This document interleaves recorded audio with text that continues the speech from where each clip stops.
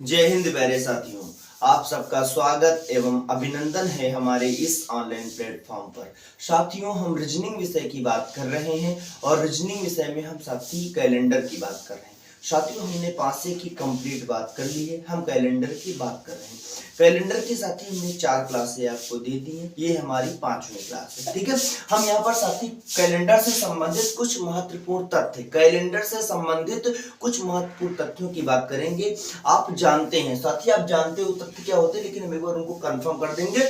आपके तथ्य लिखे, हम आपको पहले बताते हैं, बाद में उनको बिल्कुल डिटेल, बिल्कुल कंफर्म समझाते हैं आपको। देखो साथी, जैसे यहाँ पर पहला तथ्य लिखा है भैया, कैलेंडर से संबंधित एक महत्वपूर्ण तथ्य है। मतलब ये हमने आपको बताए हैं, लेकिन हम यहाँ पर एक बार आपको लिख के बता रहे हैं। जैसे अगर आपको दिक्कत होगी तो आपने सोचा कैसे होंगे, कैसे निकलेंगे, तो मैंने आपको लिखकर बता दिया। उसके बाद हम आपको इनको एक एक करके डिटेल समझाएंगे। देखो भैया, जैसे पहला है हमारा कि साधारण वर्ष का प्रथम और आखिरी दिन एक समान होता है। ये क्या बात है भैया, साधारण वर्ष का हम एक ही बात करें ना, पहली बात हम करें भैया कि साधारण वर्ष का प्रथम और आखिरी दिन एक समान होता है। भैया हमने आपको क्या बताया, देखो आप समझो, ये मतलब ये सब आपके पढ़े हुए, लेकिन आप डायरेक्ट नहीं समझ पाएंगे ना। देखो, साधारण वर्ष का प्रथम और आखिरी दिन एक समान होता है। साधारण वर्ष आप समझ गए भैया, साधारण वर्ष का मतलब होता है वह वर्ष जो 4 से विभाजित ना हो, वह वर्ष जो 4 से विभाजित ना हो साधारण वर्ष होता है। अगर हम बात करेंगे शताब्दी, तो वह वर्ष जो 400 से विभाजित ना हो, वह वर्ष साधारण होगा। मैंने आपको बताया ना पहले भैया,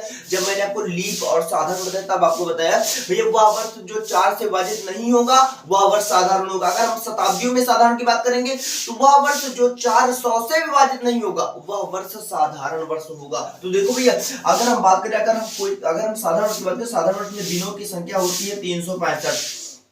साधारण वर्ष में दिनों की संख्या होती है भैया 365। साधारण वर्ष में दिनों की संख्या होती है 365। मैंने बताया अगर 365 को हम 7 से विभाजित करते हैं तो हमारा एक दिन अतिरिक्त दिन बचता है। मतलब ये हमारा एक क्या है, ये हमारा एक विषम दिन बचता है। जब हम कैलेंडर में आगे जाएंगे तो इस विषम दिन को जोड़ते हैं, कैलेंडर पीछे रहते हैं तो इस विषम दिन को घटाते हैं। आप इतना समझ गए भैया, साधारण वर्ष में दिनों की संख्या होती है 365 और एक दिन होता है विषम। एक दिन होता है विषम, मतलब एक अतिरिक्त दिन होता है। वो कह रहे हैं साधारण वर्ष में प्रथम और आखिरी दिन एक समान। इसका मतलब क्या है, जैसे साथ हम किसी साधारण वर्ष की बात करें, हमने बात करें, हमने बात की 2022 की, 2022 की बात की साथी। 2022 की अगर बात, 2022 एक क्या है, 2022 भी एक साधारण वर्ष है। 2022 एक साधारण वर्ष है। 2022 में दिनों की संख्या 365 थी। 2022 में दिनों की संख्या 365 थी। आप बताओ भैया, जैसे हम यहाँ पर हम मान ले, हमने कहा भैया माना 1 जनवरी, माना 1 जनवरी 2022 को, माना हम, आप मान लो भैया 1 जनवरी, हम आपको भी निकालना बताएंगे कि भैया कैसे निकालते, हमको आगे बताएंगे कि भैया कैसे निकालते। हमने कहा 1 जनवरी 2022 को कौन सा दिन था, सप्ताह का, तो हम निकाल लेंगे, मतलब बिना कुछ दिए हुए डायरेक्ट निकालेंगे कि 1 जनवरी 2022 को सप्ताह का कौन सा दिन था। लेकिन यहाँ पर आप बताओ भैया, हमने कहा माना 1 जनवरी 2022 को, माना 1 जनवरी 2022 को मंगलवार है, माना 1 जनवरी 2022 को मंगलवार था, माना 1 जनवरी 2022 को मंगलवार था, हमने मान लिया को मान लो ना भैया। हमको ये बताओ, तो अगर आपसे ये पूछे भैया 1 जनवरी 2022 को मंगलवार था, तो आप बताओ भैया कि 1 जनवरी 2023 को 1 जनवरी 2023 को सप्ताह का कौन सा दिन होगा। अगर 1 जनवरी 2022 को मंगलवार है तो 1 जनवरी 2023 को सप्ताह का कौन सा दिन होगा, हमने कहा।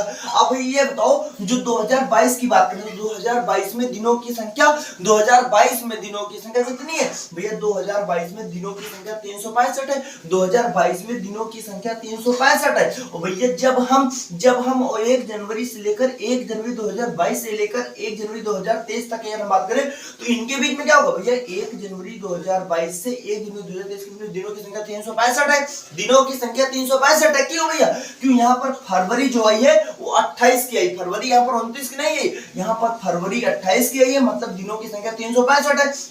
जब हम इस 365 को 7 से विभाजित करेंगे तो एक विषम दिन बचेगा। मतलब अगर हमको कैलेंडर में जाना आगे भैया, हमको 2022 से 2023 में जाना है ना, तो अगर अगर यहाँ पर मंगलवार है तो यहाँ पर आप समझ गए कि बुधवार बनेगा, यहाँ पर आप समझ गए भैया कि बुधवार बनेगा कि नहीं, यहाँ पर बुधवार बनेगा भैया। क्यों भैया, यहाँ पर दिनों की संख्या 365 है और 365 में एक दिन विषम होता है, एक दिन अतिरिक्त होता है, मतलब आपको कैलेंडर में आगे जाने के लिए विषम दिन को जोड़ना पड़ेगा, तो एक जोड़ना पड़ेगा। तो अगर 1 जनवरी 2022 को मंगलवार है तो 1 जनवरी 2023 को बुधवार होगा। आप बताओ भैया, अगर 1 जनवरी 2023 को बुधवार है तो क्या 31 दिसंबर 2022 को, मतलब इसके एक दिन पीछे भैया, अगर 1 जनवरी 2023 को बुधवार है, क्या 31 दिसंबर 2022 को क्या मंगलवार ही नहीं था? मंगलवार ही था कि नहीं भैया? मंगलवार था कि नहीं? मंगलवार। आप बताओ भैया, अगर 1 जनवरी 2022 को मंगलवार था, जब हमको 1 जनवरी 2023 में जाना तो भैया वहां पर एक दिन, एक विषम दिन होगा, तो मतलब एक बढ़ेगा कैलेंडर में आपको एक आगे जाना पड़ेगा, तो बुधवार होगा। आप बताओ भैया 31 दिसंबर 2022 मतलब इस जो ये है ना 1 जनवरी भैया 2022 का पहला दिन है 1 जनवरी और 2022 का अंतिम दिन है 31 दिसंबर, तो भैया क्या उस दिन मंगलवार होगा? आप बताओ भैया, देखो साधारण वर्ष का प्रथम और आखिरी दिन एक समान निकला कि नहीं? साधारण वर्ष का प्रथम और आखिरी दिन एक समान निकला कि? मैंने कहा कंफर्म नहीं क्या होगा, लेकिन क्या मान लो, आप मान लो क्या होगा, कोई भी दिन मान लो, तो क्या यहाँ भी मंगलवार क्या सेम दिन नहीं है? क्या वही सेम दिन नहीं आ गया? देखो आ गया नहीं? तो भैया साधारण वर्ष का प्रथम और आखिरी दिन एक समान होता है, समझ गए? साधारण वर्ष का प्रथम और आखिरी दिन एक समान होता है, कोई दिक्कत भैया? साधारण वर्ष का प्रथम और आखिरी दिन आप समझ गए ना कैसे एक समान होता है? देखो फिर से बताते हैं आपको। देखो हमने कहा भैया साधारण वर्ष में दिनों की संख्या होती है 365, साधारण वर्ष में दिनों की संख्या 365 होती है, तो उसमें 365 में एक दिन विषम होता है। तो हमने कहा आप मान लो भैया, अगर 1 जनवरी 2022 साधारण वर्ष है, तो हम मानो भैया 1 जनवरी 2022 को अगर हमने कोई भी दिन मान लिया तो भैया 1 जनवरी 2023 को उसका एक दिन बढ़कर आएगा और 31 दिसंबर को एक दिन 31 दिसंबर को वही सेम दिन आएगा। मतलब साधारण वर्ष का प्रथम और आखिरी दिन एक समान, मतलब साधारण वर्ष में प्रथम और आखिरी दिन वही होता है, वही सेम दिन होता है, एक ही दिन होता है, मतलब एक ही दिन होता है, ठीक है? साधारण वर्ष में प्रथम दिन जो दिन आएगा, साधारण वर्ष में आखिरी दिन भी वही दिन आएगा। साधारण वर्ष में प्रथम दिन जो दिन आएगा, आखिरी दिन भी वही सेम दिन आएगा, ठीक है साथी? देखो फिर से बताते हैं आपको, कोई दिक्कत? हमें नहीं लगता आपको कोई दिक्कत होगी। फिर से देखो भैया, हमने कहा साधारण वर्ष का प्रथम और आखिरी दिन, मतलब इसको रटना है, अपने लोग भैया याद कर लो, ये मतलब याद करना चाहिए नहीं, समझना है आपको कि भैया साधारण वर्ष में पहला और आखिरी दिन एक ही होता है। साधारण वर्ष में पहला आखिरी दिन एक होता है। क्यों? अगर हम भैया आप किसी दूसरे साल में बात करो, जैसे हमने बात किया, हमने कहा भैया 1 जनवरी 2025 को जो दिन था, क्या 31 दिसंबर, क्या भैया 31 दिसंबर 2025 को वही सेम दिन होगा? क्या जो दिन 1 जनवरी 2022 को था, क्या वही सेम दिन 31 दिसंबर 2025 को होगा? क्या जो दिन 1 जनवरी 2025 को था, क्या वही सेम दिन 31 दिसंबर 2025 को होगा? तभी तो भैया कैलेंडर में साधारण, ये साधारण वर्ष है, तो इसमें प्रथम और आखिरी दिन एक समान होगा। भैया होगा कैसे? हमने कहा भैया अगर हम बात करें 1 जनवरी 2025 के बाद, 2025 में दिनों की संख्या होती है 365, 2025 में दिनों की संख्या होती है 365। 365 में आप बताओ, आप 1 जनवरी से 31 दिसंबर जाएंगे, 1 जनवरी से 31 दिसंबर तक जाएंगे। आप बताओ यहाँ पर जनवरी में एक दिन तो आप चल चुके, जनवरी में एक दिन तो आप चल चुके, तो यहाँ पर आपके दिनों की संख्या बची है 364। जब इसको आप 7 से विभाजित करेंगे, इसको आप 7 से विभाजित करेंगे तो ये पूरा कट जाएगा, मतलब विषम दिनों की संख्या यहाँ पर है, यहाँ पर शेष आएगा 0, मतलब विषम दिनों की संख्या आएगी 0। मतलब आप यहाँ पर, अगर आप यहाँ पर जो भी दिन मानेंगे, आप यहाँ पर अगर आप यहाँ पर एक्स दिन, मतलब सप्ताह का 100वां दिन आएगा, तो भैया यहाँ पर भी सप्ताह का 100वां दिन ही आएगा। जैसे हमने कहा, आप यहाँ मान लो कि सप्ताह, जैसे हम मंगलवार है तो यहाँ पर भी मंगलवार आएगा, यहाँ अगर बुधवार है तो यहाँ पर भी बुधवार ही आएगा, ठीक है? फिर देखो, अगर 1 जनवरी 2025 को सप्ताह का जो दिन है वही सेम दिन 31 दिसंबर 2025 को आएगा। क्यों भैया? हमने कहा भैया आप 2025 की बात करें, 2025 में 365 दिन होंगे, 2025 में 365 दिन होंगे, लेकिन आप जनवरी में पहले दिन को पार कर चुके हैं, तो भैया अब दिनों की संख्या बची है, 364। ये 7 से विभाजित है, मतलब विषम दिनों की संख्या यहाँ पर हो जाएगी 0। अगर 0 हो जाएगी तो भैया, अगर हम 0 हो जाएगी तो भैया इसके जो अंतिम दिन, मतलब जो 365 जो 31 दिसंबर है, 31 दिसंबर जो 2025 है, उस दिन वही दिन आएगा जो 1 जनवरी को था। उस दिन वही दिन आएगा जो 1 जनवरी को था। ठीक है, ठीक है भैया, समझ में आ गया। एक मतलब इसका मतलब है साधारण वर्ष का प्रथम और आखिरी दिन एक समान होता है। आप समझ गए, साधारण वर्ष का प्रथम और आखिरी दिन एक समान होता है। अगली बात भैया, अधिवर्ष का आखिरी दिन प्रथम दिन का अगला दिन होता है। अधिवर्ष का आखिरी दिन भैया क्यों? अधिवर्ष मतलब होता है लीप, उसमें दिनों की संख्या होती है 366, दिनों की संख्या होती है 366। यानी अधिवर्ष का जो आखिरी दिन होता है वो प्रथम दिन का अगला दिन, मतलब अगर प्रथम दिन जो दिन आएगा भैया, हमने कहा आपको ये दिवस मानो, जैसे हमने मान लिया 2024, तो हमने कहा भैया 1 जनवरी 2024, एक हम बात करेंगे 1 जनवरी 2024 और 31 दिसंबर 2024, 31 दिसंबर 2024। अब बताओ भैया, अगर हमने कहा अगर 1 जनवरी 2024 को अगर मतलब सप्ताह का 100वां दिन था, अगर 1 जनवरी 2024 को सप्ताह का 100वां दिन था, तो 31 दिसंबर 2024 को सप्ताह का x प्लस 1वां दिन होगा। मतलब अगर यहाँ मंगलवार है तो यहाँ बुधवार होगा, यहाँ सोमवार है तो यहाँ मंगलवार होगा, यहाँ शुक्रवार है तो यहाँ शनिवार होगा। मतलब एक दिन बढ़कर होगा। क्यों भैया?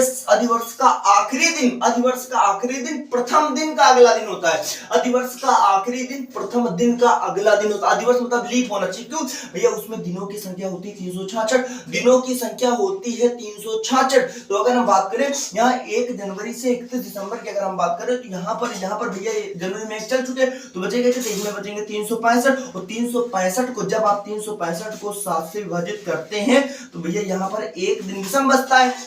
यहाँ पर एक दिन क्या है? यहाँ पर एक दिन विषम बचता है, विषम। तो भैया यहाँ पर जो दिन आएगा कैलेंडर में आगे जाना, तो अगर यहाँ पर बुधवार है तो यहाँ बृहस्पतिवार आएगा, अगर यहाँ शुक्रवार है तो यहाँ शनिवार आएगा, अगर यहाँ रविवार है तो सोमवार आएगा। एक दिन बढ़कर आएगा ना, क्योंकि एक विषम दिन बचता है। और इनके बीच में दिनों की संख्या होगी 365, इनके बीच में दिनों की संख्या होगी 365, मतलब एक दिन बढ़कर आएगा। इसलिए भैया अधिवर्ष का आखिरी दिन, अधिवर्ष का आखिरी दिन प्रथम दिन का अगला दिन होता है। और साधारण वर्ष में प्रथम और आखिरी दिन एक समान होते हैं। भैया साधारण वर्ष में प्रथम और आखिरी दिन एक समान होते हैं, साधारण वर्ष में प्रथम और आखिरी दिन एक समान होते हैं। और अधिवर्ष यानी कि लीप वर्ष का आखिरी दिन प्रथम दिन का अगला दिन होता है। लीप वर्ष में जो आखिरी दिन होता है वो प्रथम दिन का अगला दिन होता है। अगली बात सुनो भैया, अगली बात है साधारण वर्ष का प्रथम दिन वर्ष में 53 बार आता है, अन्य सभी दिन। भैया देखो ये सब बातें आपको पता। देखो साधारण वर्ष का प्रथम दिन वर्ष में 53 बार आता है, साधारण वर्ष का प्रथम दिन वर्ष में 53 बार आता है, अन्य सभी दिन 52 बार आती है। कैसे यार समझे? देखो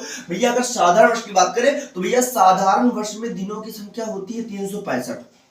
जब आप 365 को 7 से विभाजित करते हैं, 365 को 7 से विभाजित करते हैं, तो 7 बचे 35, यहाँ पर बचेगा 1, तो 7 दूनी 14। और ये 52 क्या भैया? ये आपका था भाज्य, ये आपका था, ये भैया था आपका भाज्य है ना, ये है आपका भाजक, ये है आपका भागफल, और एक आपका बचा शेषफल, एक आपका बचा शेषफल। यही होता है विषम दिन। देखो फिर से सुनो, अगर भैया साधारण वर्ष में दिनों की संख्या 365 होती है, जब हम 365 को भैया एक सप्ताह में होते हैं 7 दिन, एक सप्ताह में होते हैं 7 दिन, जब हम 365 को 7 से विभाजित करते हैं तो 52, मतलब एक वर्ष यानी कि साधारण वर्ष में सप्ताह की संख्या 52 होती है। साधारण वर्ष में 52 सप्ताह होते हैं, साधारण वर्ष में 52 सप्ताह होते हैं, और एक दिन विषम बचता है। भैया विषम कैसे बचेगा?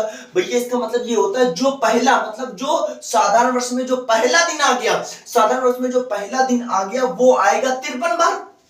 साधारण वर्ष में भैया जो पहला दिन आ गया, क्यों? जैसे आज जो दिन आ गया भैया, जो आज दिन आ गया है ना, उसके बाद क्रम चला, तो भैया सबसे पहले वही दिन तो आएगा। तो भैया वही एक बात जो मतलब साधारण वर्ष में जो पहला दिन होता है, मतलब जो 1 जनवरी को जो दिन होगा, साधारण वर्ष में जो 1 जनवरी को जो दिन होगा भैया, 1 जनवरी को जो दिन होगा, हमने कहा ना कि साधारण वर्ष में प्रथम और आखिरी दिन समान होता है। तो भैया क्या है साधारण वर्ष में? तो भैया सारे जो मतलब साधारण वर्ष में जो पहला दिन होता है, साधारण वर्ष में जो मतलब पहला दिन होता है 1 जनवरी वाला होता है, वो 31 दिसंबर को आएगा दोबारा, वो 31 दिसंबर को दोबारा कंफर्म आएगा ना, 31 दिसंबर को दोबारा कंफर्म आएगा। मतलब सिर्फ वही दिन होगा जो वर्ष में 53 बार आएगा, लेकिन अन्य सभी दिन 52 बार आते हैं। क्यों भैया? 365 दिन साधारण वर्ष मतलब 365, मतलब इसमें 52 सप्ताह एक दिन होता है। भैया साधारण वर्ष 365 दिन मतलब इसमें 52 सप्ताह होते हैं। 52 सप्ताह मतलब सप्ताह का प्रत्येक दिन 52 बार तो आएगा, लेकिन जो दिन वर्ष में पहली जो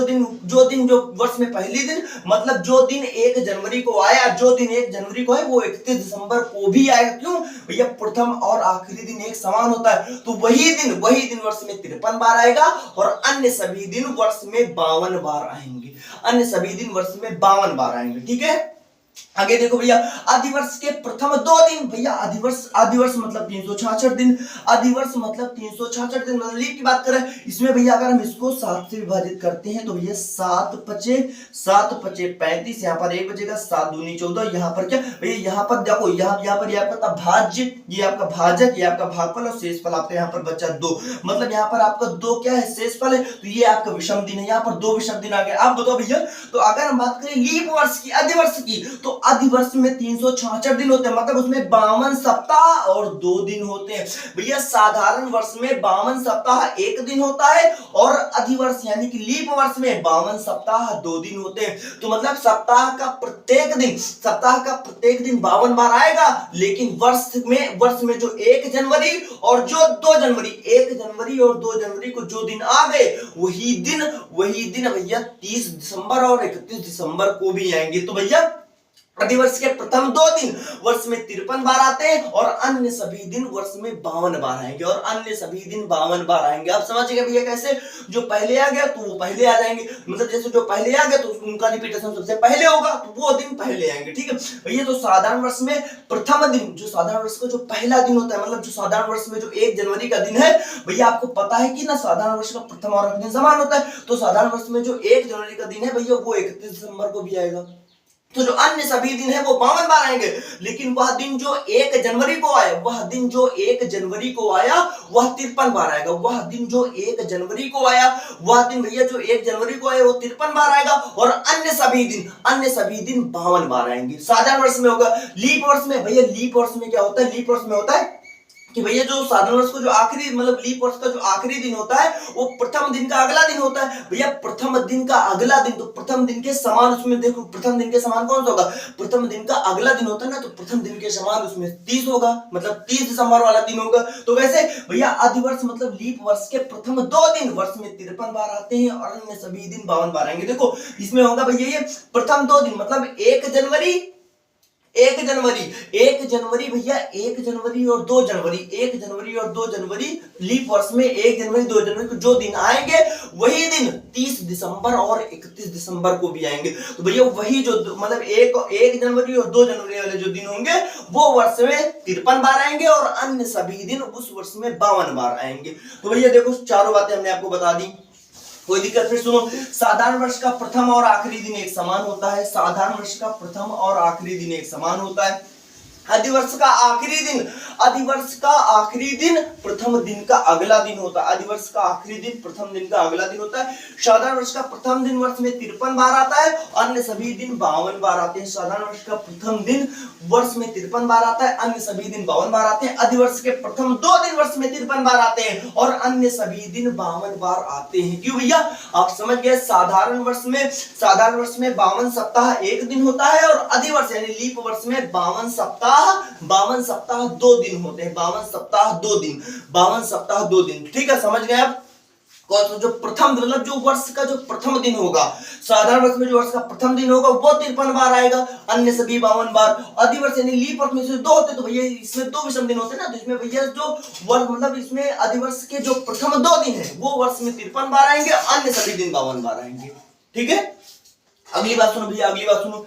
इतने में भैया कोई दिक्कत? जो हमने 4 बातें बताई इसमें भैया रटने वाली सब समझने वाली बात थी, मतलब ये आपको लगभग पता भी होगी, लेकिन आप एक बार आप समझेंगे ना कॉन्सेप्ट इनका क्या होता है। अगली बात सुनो भैया, अगली बात आपको ये बताना है। देखो हमने कहा भैया, जैसे हम मान लो हमने कहा जैसे आपको पता भैया जो मतलब जैसे किसी महीने की बात करें तो महीने में कितने दिन हो सकते हैं भैया? महीने में या तो फिर 28 दिन होंगे या 29 दिन होंगे या 30 दिन होंगे या 31 दिन होंगे। महीने में या किसी भी अगर महीने की बात करेंगे तो महीने में या तो 28 दिन होंगे, या तो 28 या 29 या 30 या 31। इसके अलावा और दिन हो सकते नहीं होते भैया। आप बताओ, देखो महीने में 28 दिन किस महीने में और कब होते हैं? 29 दिन भैया महीने में किस महीने में और कब होते हैं? 30 दिन किस महीने में होते हैं? 31 दिन किस महीने में? मैंने आपको बताया था। फिर से आप सुनो भैया, हमने कहा अगर हम साधारण वर्ष की फरवरी की बात करेंगे, अगर भैया हम साधारण वर्ष की फरवरी की बात करेंगे तो साधारण वर्ष की फरवरी में दिनों की संख्या 28 होती है।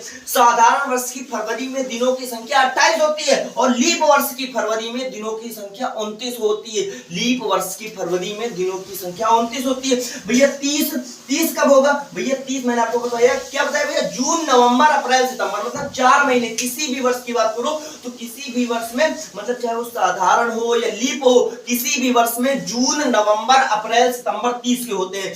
भैया किसी भी वर्ष में जून, नवंबर, अप्रैल, सितंबर 30 के होते हैं और अन्य सभी वर्ष 31 दिन के होते हैं।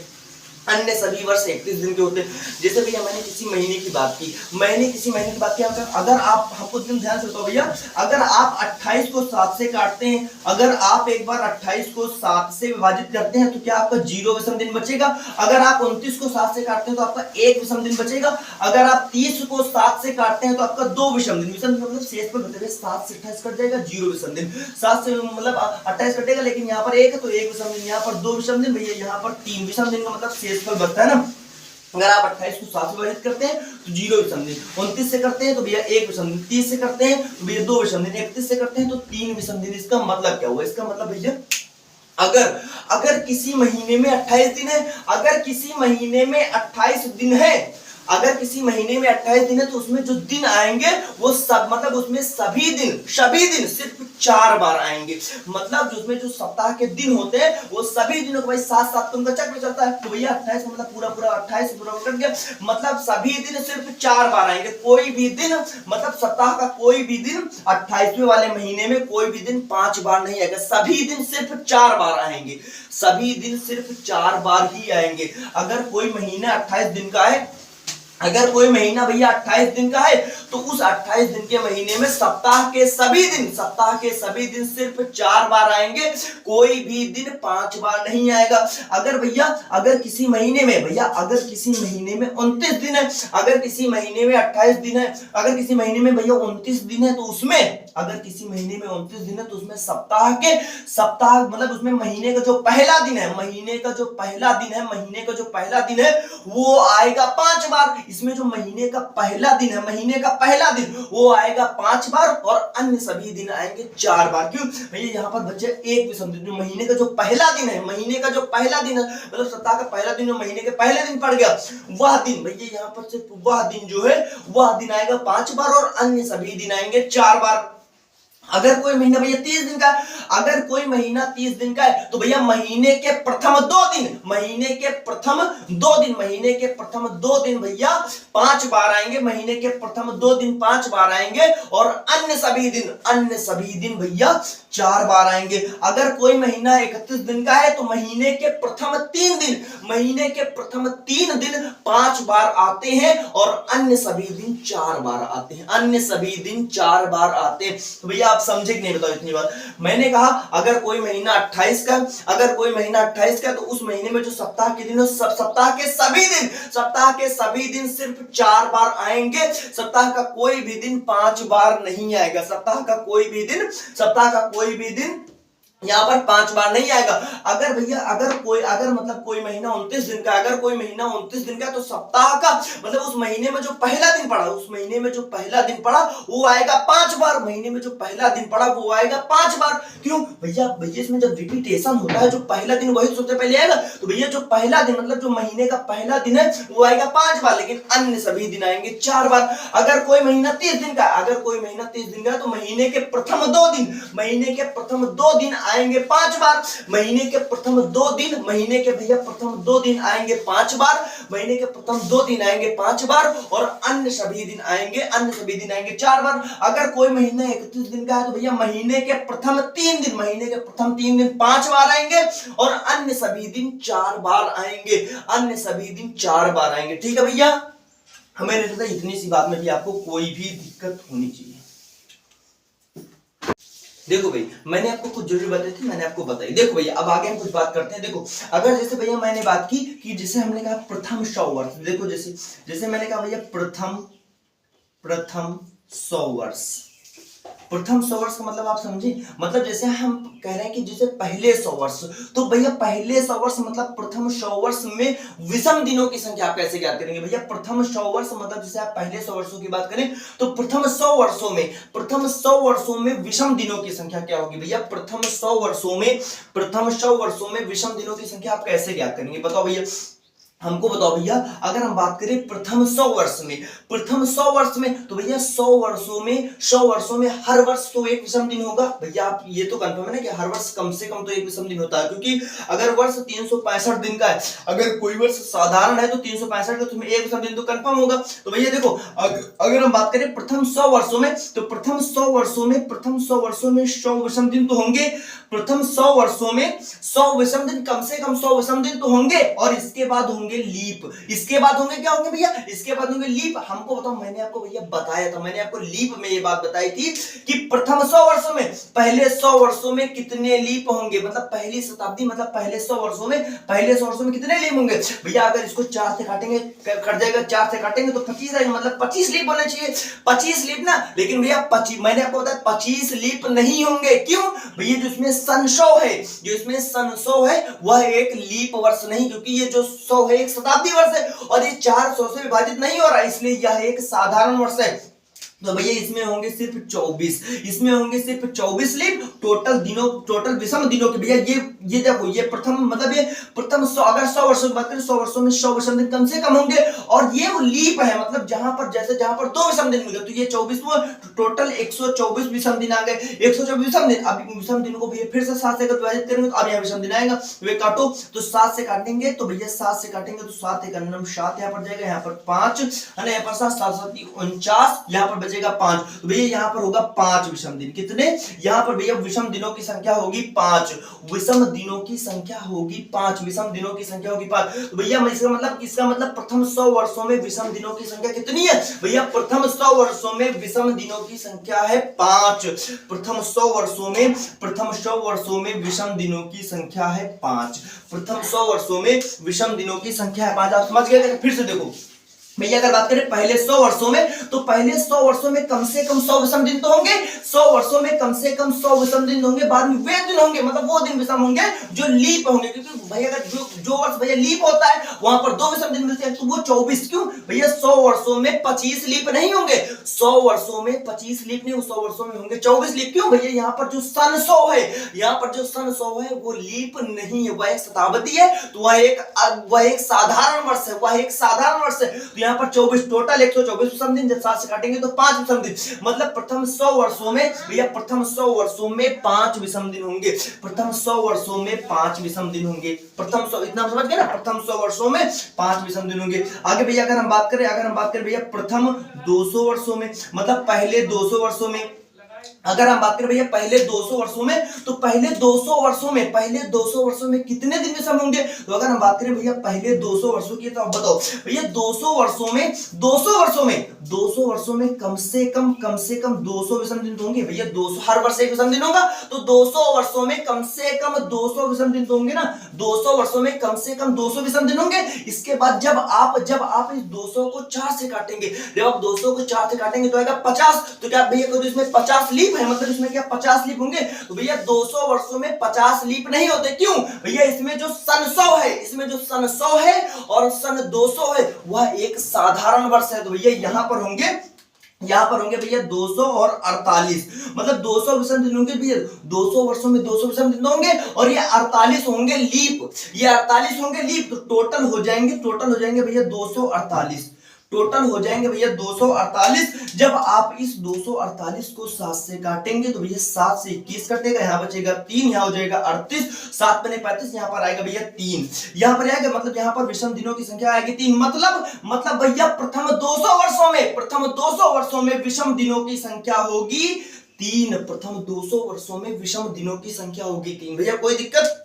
देखो फिर से समझो, हमने कहा भैया देखो प्रथम 100 वर्षों में मतलब पहले 100 वर्षों में विषम दिनों की संख्या होगी 5। अगर हम बात करें पहले 200 वर्षों की, हम 200 शुरुआत के बाद तो 200 वर्षों में 200 विषम दिन होंगे और विषम दिनों के बाद मतलब 200 वर्षों में 200 विषम दिन होंगे। और अगर लीप की बात करें, अगर भैया आप यहाँ पर लीप की बात करेंगे, लीप की, तो भैया 200 वर्षों में जो लीप होते हैं 200 वर्षों में 48 लीप होंगे। क्यों? अगर आप 200 को 4 से काटेंगे तो भैया 50 आएगा। लेकिन क्या यहाँ पर 200 वर्षों में क्या 50 लीप होंगे? भैया 200 वर्षों में 50 लीप नहीं होते। क्यों? भैया यहाँ पर जो एक सन 100 आएगा, एक सन 200 आएगा, एक सन 100 एक सन 200, ये दोनों साधारण होते। क्यों? मैंने आपको बताया भैया शताब्दी वर्षों में जो वर्ष 400 से विभाजित होते हैं, वह वर्ष जो वर्ष भैया इसमें 400 से विभाजित होते हैं वह वर्ष होते हैं भैया लीप, और जो 400 से विभाजित नहीं होते वह होते हैं साधारण। तो भैया यहाँ पर 100 और 200 होंगे एक साधारण वर्ष, 100 और 200 होंगे साधारण वर्ष, इसका मतलब वह लीप नहीं है। तो भैया यहाँ पर होंगे 48।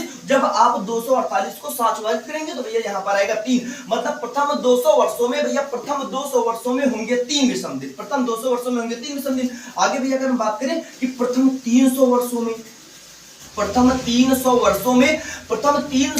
में कितने विषम दिन होंगे? तो भैया हमको आप बताओ भैया, अगर हम बात करें 300 वर्षों की तो 300 वर्षों में कम से कम 300 विषम दिन, 300 वर्षों में भैया कम से कम 300 विषम दिन तो होंगे ना। आप इसके बाद देखो लीप, जब आप 300 को 4 से काटेंगे भैया, जब आप 300 को 4 तभी लीप पता चलता है 4 से काटने पर ना, तो 4 से विभाजित करो। क्यों भाई? 4 वर्ष बाद लीप रटना कुछ नहीं, 4 वर्ष बाद लीप, इसलिए हम 4 से विभाजित करें। देखो 4 से काटो भैया, जब आप 4 से काटेंगे तो 4 सत्ते 28, यहाँ पर बचेगा 2, 4 पंजे 20, 75। आप बताओ भैया, क्या 75, क्या 300 वर्षों में 75 लीप होंगे?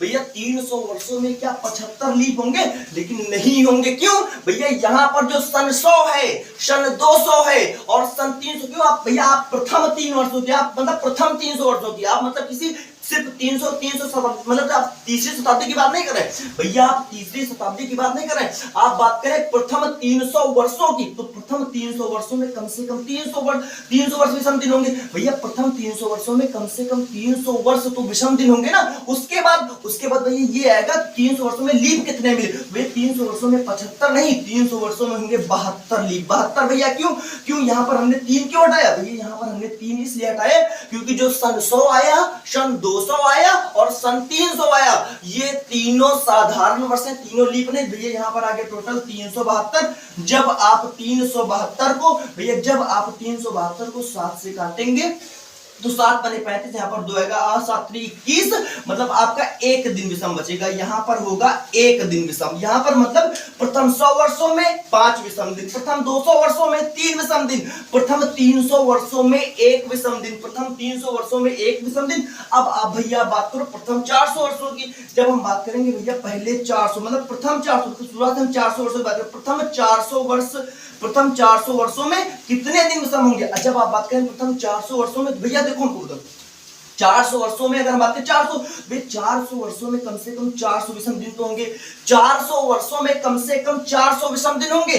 400 वर्षों में कम से कम 400 विषम दिन। भैया 400 विषम दिन मतलब देखो हर वर्ष तो 365 को तो कम से कम होगा ना, तो उसमें एक विषम दिन मिलेगा, एक विषम दिन मिलेगा। तो भैया 400 वर्षों में कम से कम 400 विषम दिन। उसके बाद आप देखो कितने वर्ष लीप है, वहां तो जब जो लीप होगा वहां 2 विषम दिन मिल जाएंगे। तो अगर हम बात करें, अगर हम 400 को 4 से काटेंगे तो 100 लीप। लेकिन भैया यहाँ पर 100 लीप आएंगे क्या? यहाँ पर 100 लीप आएंगे? भैया यहाँ पर लीपों की संख्या होगी 97। यहाँ पर लीपों की संख्या होगी 97। क्यों भैया? इसलिए क्योंकि जो सन 100 आया वो साधारण था, जो सन 200 आया वो साधारण था, जो सन 300 है वो साधारण था, लेकिन जो सन 400 आया वह एक लीप है, इसलिए यहाँ पर 97, यहाँ पर 96, इसलिए यहाँ पर 97। सन 100 क्या था भैया? जो सन 100 था वह साधारण वर्ष था, सन 200 साधारण वर्ष था, सन 300 साधारण वर्ष था, और जो लेकिन जो सन 400 था वह एक अधिवर्ष यानी कि लीप वर्ष था। ठीक है, तो यहाँ पर होगा 97। जब आप 497 को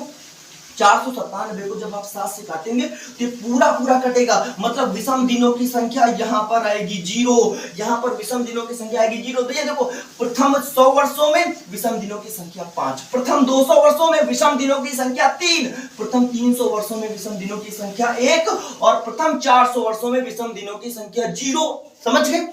भाई इसमें आपको रटना है क्या, ये रटना है क्या 53 53 रटना नहीं, अब समझ गए ना कैसे निकलेगा भैया। प्रथम 100 वर्षों में हमने कहा 100 वर्षों में कम से कम 100 विषम दिन, आप उसमें लीप जोड़ दो, 7 से विभाजित करो, 5 विषम दिन आएगा, कोई दिक्कत। प्रथम 200 वर्षों में तो 200 वर्षों में 200 विषम दिन, आप उसमें लीप जोड़ लो और 7 से काट दो, 3 विषम दिन, ठीक है। आप प्रथम 300 वर्षों में 300 वर्षों में 300 विषम दिन, आप लीप जोड़ लो और 7 से काट दो, 1 विषम दिन। भैया प्रथम 400 वर्षों में 400 वर्षों में 400 लीप, मतलब 400 वर्षों में 400 विषम दिन, 400 वर्षों में 400 विषम दिन, आप उसमें लीप जोड़ लो, काट दो, 0 विषम दिन। तो भैया प्रथम 100 वर्षों में 5 विषम दिन, प्रथम 200 वर्षों में 3 विषम दिन, प्रथम 300 वर्षों में 1 विषम दिन और प्रथम 400 वर्षों में 0। इसका मतलब क्या, इसका मतलब हर 400 वर्षों में, हर 400 वर्षों में कैलेंडर रिपीट करेगा, हर 400 वर्षों में भैया, हर 400 वर्षों में कैलेंडर रिपीट करता है, हर 400 वर्षों बाद, हर 400 वर्षों बाद कैलेंडर, आप समझिए ना भाई, 0 विषम दिन का मतलब कि रिपीट कर देगा, मतलब हर 400 वर्षों बाद कैलेंडर रिपीट करता है, हर 400 वर्षों बाद कैलेंडर रिपीट करता है, ठीक है भैया। इतनी बात समझ गए। तो आपको याद करना पड़ेगा, जो प्रथम 100 वर्ष मतलब 5 विषम दिन, प्रथम 200 वर्ष मतलब 3 विषम दिन, प्रथम 300 वर्ष मतलब 1 विषम दिन और प्रथम 400 वर्षों में 0 विषम। जैसे आपको भैया आपको पता है ना 6 11 11 28, आपको क्या उसको याद कर लेंगे, अगर जल्दी करना है तो 6 11 11 28 आपको एक बात याद करनी है, वहां पर भी आपको पूरा कॉन्सेप्ट बताया। यहां पर देखो भैया, यहां पर 53 10 है, आप चाहे तो इसको मतलब याद कर लेंगे। 53 10 का मतलब है कि अगर 100 वर्षों में विषम दिन के बाद 100 वर्षों में 5 विषम दिन, 200 वर्षों में 3 विषम दिन, 300 वर्षों में 1 विषम दिन और 400 वर्षों में 0। तो भैया आप 53 10 याद कर सकते हैं, लेकिन आप समझ गए ना कैसे निकलेगा 53 10। अभी तक दो बातें जो आपको याद करनी है, एक 53 10, एक 6 11 11 28, एक 53 10, एक 6 11 11 28, लेकिन दोनों का मैंने कॉन्सेप्ट आपको बताया। आगे देखो भैया, आगे इतना कोई दिक्कत नहीं, 53 10 समझ में। प्रथम 100 वर्षों में विषम दिनों की संख्या 5, प्रथम 100 वर्षों में विषम दिनों की संख्या 5, प्रथम 200 वर्षों में विषम दिनों की संख्या 3, प्रथम 300 वर्षों में विषम दिनों की संख्या 1 और प्रथम 400 वर्षों में विषम दिनों की संख्या 0। मतलब हर 400 वर्षों बाद कैलेंडर रिपीट करेगा, हर 400 वर्षों बाद कैलेंडर दोबारा रिपीट करेगा, दोबारा। तो हमको भैया यहाँ पर एक बात और आपको बतानी, देखो एकदम भैया कोई दिक्कत नहीं होगी। आगे देखो भैया, मैंने कहा अगर हमारा विषम दिन 1 आ जाए, अगर हमारा विषम दिन 1 आ जाए, 2 आ जाए, 3 आ जाए, 4 आ जाए, 5 आ जाए, 6 आ जाए और मतलब 7वां नहीं, मतलब या तो 7 आएगा, मतलब 7 आएगा तो फिर 0 आएगा, या तो 7 आएगा तो 0 आएगा, ठीक है भैया। अगर हमारा विषम दिन 0 मतलब सप्ताह जो पहला दिन मानते हैं, वो पहला दिन भैया आप हमेशा सोमवार को मानेंगे। मतलब अगर आपका एक विषम दिन है और वो पहला दिन लेना, तो भैया पहला दिन हमेशा सोमवार, मतलब अगर एक विषम दिन आएगा पहला दिन के लिए, तो एक पहला दिन हमेशा सोमवार होगा, दूसरा दिन होगा भैया मंगलवार, तीसरा दिन होगा भैया बुधवार, चौथा वर्ष होगा भैया बृहस्पतिवार यानी कि गुरुवार, पांचवा दिन होगा भैया शुक्रवार, छठवां दिन होगा शनिवार और 7वां यानी कि अगर 0 विषम दिन आएगा या फिर 7 आएगा, अगर 7 यहां पर बचेगा तो भैया यहां पर ये दिन होगा रविवार। तो देखो भैया, अगर आपका विषम दिन 1 आ जाए, मतलब अगर आपका शेष विषम दिन 1 बचा, पहला दिन आपको लेना पड़ेगा, तो भैया पहला दिन हमेशा सोमवार होगा। मैंने आपको पहले भी बात बताई, पहला दिन हमेशा सोमवार होगा, दूसरा दिन मंगलवार, तीसरा दिन बुधवार, चौथा दिन गुरुवार, पांचवा शुक्रवार, छठवां शनिवार और सातवां दिन या मतलब 7वां दिन अगर 0 विषम दिन है, मतलब कि 7 से विभाजित करेंगे तो भैया वहां पर 0 आएगा, तो वो दिन होगा रविवार, ठीक है, वो दिन होगा रविवार, ठीक है। अगर भैया ये हमने कहा आपका शेषफल बचा, आपका शेषफल बचा, आपका विषम दिन बचा 1 2 3 4 5, उसमें दिन लेना है, तो भैया अगर पहला दिन लेना है तो पहला दिन सोमवार होगा, हमेशा पहला दिन सोमवार, दूसरा दिन मंगलवार, तीसरा दिन बुधवार, चौथा दिन गुरुवार, पांचवा दिन शुक्रवार, छठवां दिन शनिवार और सातवां या फिर 7 है भैया शेषफल, या शेषफल है 0, तब आप दिन लेंगे रविवार, तब आप दिन लेंगे भैया रविवार। कोई दिक्कत भैया, हमें नहीं लगता कि आपको इसमें कोई भी दिक्कत होगी, ठीक है, इसमें कोई सारी बात नहीं। कि आपको भैया याद करने वाली जो बात बताई वो बताया 53 10, मतलब प्रथम 100 वर्षों में भैया, प्रथम 100 वर्षों में विषम दिनों की संख्या 5, प्रथम 200 वर्षों में विषम दिनों की संख्या 3 भैया, उसके बाद क्या, उसके बाद प्रथम 300 वर्षों में विषम दिनों की संख्या 1 और प्रथम 400 वर्षों में विषम दिनों की संख्या 0, ठीक है भैया। 53 10 आपको एक 53 10 याद कर लेना है। 53 10 मतलब 100 200 300 400। तो अगर बात करें प्रथम 100 वर्षों में तो विषम दिनों की संख्या 5, प्रथम 200 वर्षों में विषम दिनों की संख्या 3, प्रथम 300 वर्षों में विषम दिनों की संख्या 1 और प्रथम 400 वर्षों में विषम दिनों की संख्या होगी 0। तो 53 10 आपको भैया याद करना 6 11 11 28। कैलेंडर का रिपीटेशन कैसे होता है, तो 6 11 11 28 के आधार पर होता है, ठीक है। तो आपको बताया भैया लीप प्लस वन होगा तो भैया अगर लीप प्लस वन होगा तो आप 6 जोड़ेंगे, अगर लीप प्लस 2 या 3 है तब आप उसमें 11 जोड़ेंगे, अगर भैया लीप है या लीप प्लस, अगर लीप मतलब लीप प्लस 4 मतलब लीप हो गया या लीप प्लस 4 होगा तब आप उसमें 28 जोड़ेंगे। कैलेंडर का पुनरावृत्ति मतलब कैलेंडर का दोहराव ऐसे होता है, ठीक है। मैंने जो अभी तक आपको बताया हमें नहीं लगता आपको दिक्कत होगी भैया। आप मतलब जैसे मैंने छोटे-छोटे कॉन्सेप्ट खत्म कर लिए, अब मेरा एक अंतिम कॉन्सेप्ट बचा है, मतलब एक अंतिम कॉन्सेप्ट बचा वो मैं अगली क्लास में खत्म कर दूंगा, ठीक है साथी। हमें नहीं लगता दिक्कत। अगर आपको कोई भी दिक्कत आ रही है, अगर आपको कोई दिक्कत आ रही है तो आप कमेंट बॉक्स में बताएं, मैं कैसा पढ़ा रहा हूं आप जरूर बताएं साथी। अगर मेरा वीडियो आपको पसंद आ रहा तो आप वीडियो को लाइक करें और चैनल को सब्सक्राइब करें, ठीक है साथियों। जय हिंद, धन्यवाद।